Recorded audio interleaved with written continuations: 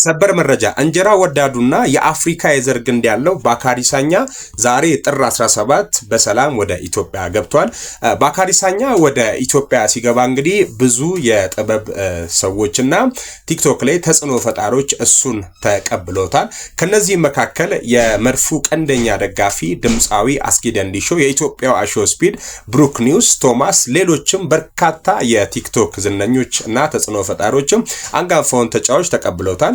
ይህ አንጋፋው ተጫዋች እንግዲህ የኢትዮጵያ እግር ኳስ ፌዴሬሽን ከማክሮን የትጥቅ አምራች ድርጅት ጋር የሚያደርገውን የሁለትዮሽ ስምምነት አካል በመሆን ተገኝቷል። እንግዲህ ኑሮን በዱባይ ያደረገው ባካሪ ሳኛ ከኢቲቪ ጋር በነበረው ቆይታ ከኢትዮጵያ እንጀራን የበለጠ እንደሚወድ ተናግሯል። በምኖርበት ሀገር ብዙ ኢትዮጵያውያን አሉ የሚለው ሳኛ ስለ ኢትዮጵያ ብዙ እንዳውቅም አድርጎኛል። የእኔም የዘር ግንድ ከአፍሪካ መሆኑ በራሱ ስለ ኢትዮጵያ እንዳውቅ አድርጎኛል ሲል ተናግሯል። የኢትዮጵያ ብሔራዊ ቡድን ከግብጽ ጋር ያደረገውን ጨዋታ ተመልክቻለሁ። ኢትዮጵያ ጥሩ ቡድን አላት።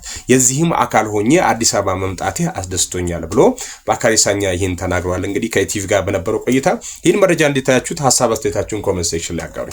መረጃ የወርቅ ዋጋ እንዴት እየናረ እንደሆነ ብትሰሙ የምሬ ነው። በጣም ነው ደነግጡት። በጣም ነው ወርቅ እየጨመረ ያለው። እስኪ መረጃውን ላድርሳችሁ። ቤቱን ፎሎ አድርጉ። አስደንጋጭ የወርቅ ጭማሪ የማይመስለው ሆነ። በወርቅ ገበያ ታሪክ ታይቶ የማይታወቅ ከፍተኛ የዋጋ ጭማሪ ተመዝግቧል። ለመጀመሪያ ጊዜ 24 ካራት ወርቅ 601 ድርሃም ገብቷል። እስኪ ዛሬውን አስገራሚ የወርቅ ገበያ በዶላር በኢትዮጵያ ብርና በድርሃም ልንገራችሁ። 24 ካራት 601 በድርሃም በዶላር 163 በእኛ በኢትዮጵያ 25477 ውድ አድማጮቼ 25477 ስንት ነበረ? 21300 ነበር። ያ ማለት 4000 ብር በአንድ ጊዜ ነው የጨመረው።